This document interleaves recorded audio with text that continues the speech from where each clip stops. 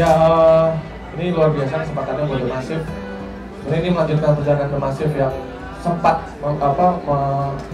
kita manggung di beberapa negara seperti di London, di UK, di Inggris saat itu, terus kita sempat manggung di Irlandia juga, di Dublin, di Melbourne, Australia, terus Seoul, Korea Selatan saat itu, terus ya hampir semua Asia Tenggara udah pernah juga.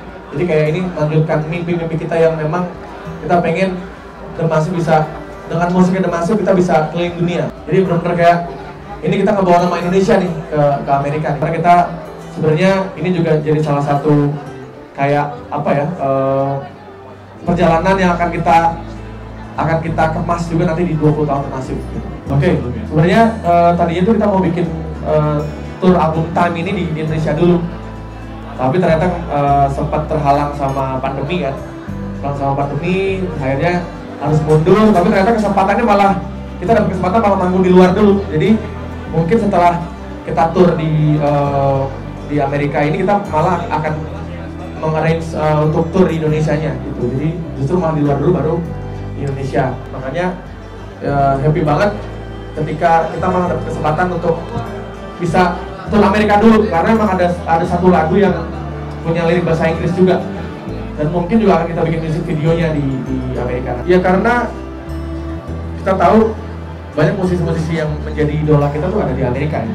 Jadi banyak tempat-tempat bersejarah juga. Terus kalau di sana tuh bisa dibilang negara yang sering banget bikin konser. Jadi saat kita ke sana tuh jadwal band-band yang konser di sana tuh banyak banget gitu. Ada Pearl Jam manggung juga di sana, ada Collective Soul, ada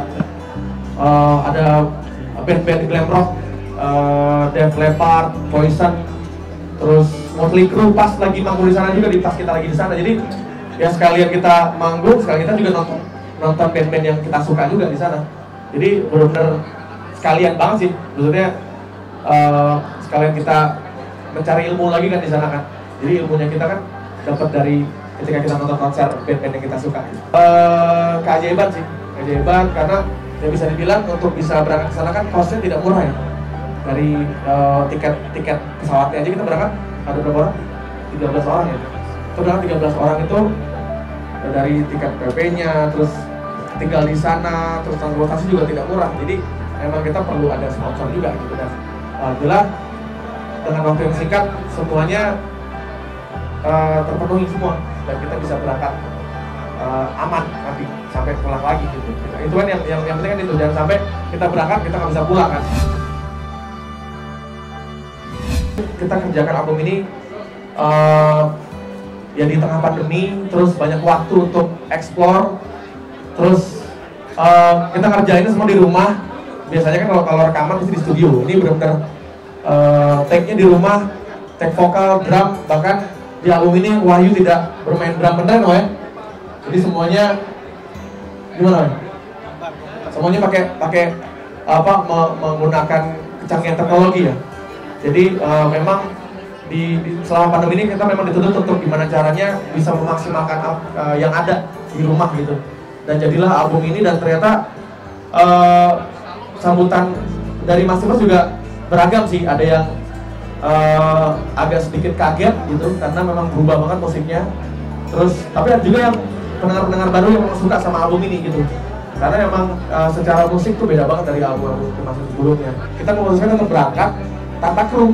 Jadi kita benar-benar nanti di sana itu kayak ya balik lagi kayak The Massive awal-awal gitu. Memang kita berjuang dari awal lagi, kita gotong alat sendiri, nyolok sendiri, masang sendiri, ya udah. Tapi kita seru karena waktu di London pun waktu kita manggung di UK waktu itu sama, kita kayak gitu juga.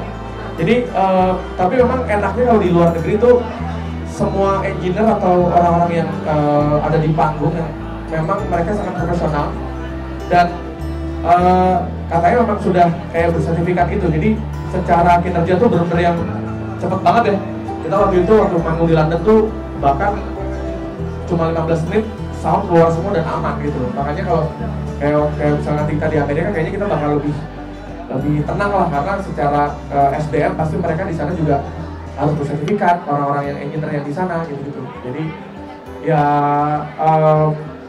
kita benar-benar berjuang berjuang banget jadi band yang seperti awal kita berjuang di Indonesia gitu.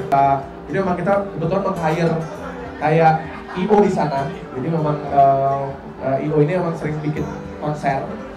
Terus ya kita bersama dengan jadi IO-nya ini memang punya perusahaan di sana. Jadi akan lebih mudah untuk kita agar ya izin-izin ya, itu terutama izin ya, karena jangan sampai ketika kita manggung malah diberhentikan karena nggak punya izin gitu kan. Jadi alhamdulillah semua sudah di-arrange, tapi memang kita memang sengaja nggak pasti di Agustus. Karena apa? Karena pasti kayak KJRI dan KBRI di sana juga pasti kan punya acara. Kita akan manggung di The Deco Building itu di Los Angeles. Nah itu penontonnya bisa jadi banyakkan orang Amerika. Nah orang-orang Indonesia kita sudah pasti akan undang juga biar lebih ramai lagi kan di sana. Terus, nah di tanggal 21-nya itu kebetulan ada KJRI bikin acara.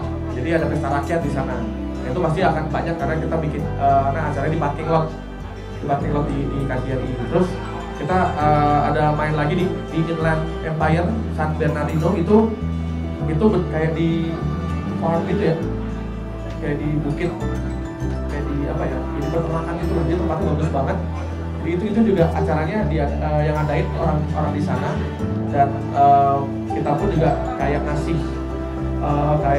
profile lah biar bisa main di sana. Nah ini yang seru, di tanggal 9 September kita akan main di Times Square. Itu yang bisa dibilang gongnya lah gitu, karena selama ini kan kita cuma lihat posisi Indonesia ada fotonya di Videotron di Times Square kan. Nah, ini udah masuk bangun di Times Square, jadi akan jadi satu hal yang luar biasa sih. Deg-degan pasti ya, karena kan kalau di Indonesia kan kita enak, ada kru, ada manajer, tim juga lengkap gitu kan. Tapi kalau kita ke sana kan benar-benar tim kecil.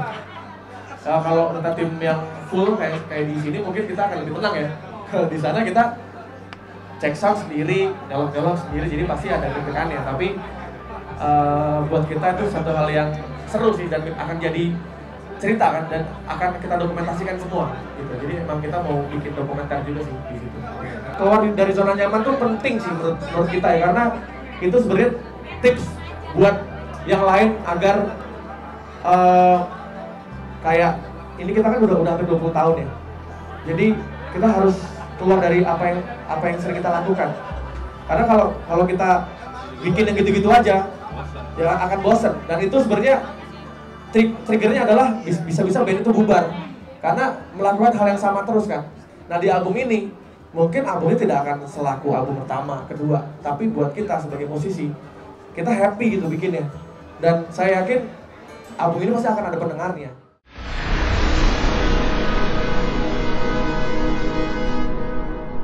Jadi jangan lupa untuk subscribe Cumi Cumi, ditekan ya tombol lonceng merahnya.